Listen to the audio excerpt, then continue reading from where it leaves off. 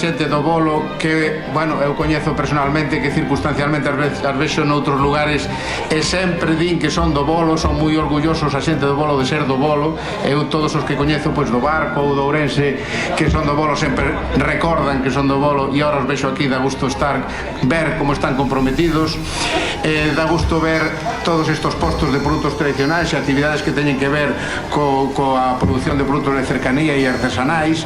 Isto é desenvolver o rural.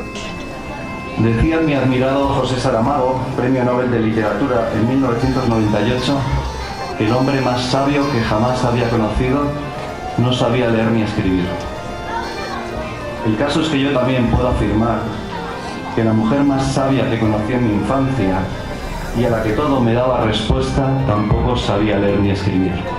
Estamos a Romaría Armandiña turística e cultural que pon en valor os recursos e o patrimonio cultural neste caso, como é o castelo e esta praza e o propio entorno urbano do casco antigo do Bolo. É un placer esta iniciativa, este é o camiño. Así que, si me lo permitís, para todos ellos, para toda esta generación que tanto hicieron, dedico este pregón y les pido un fuerte aplauso.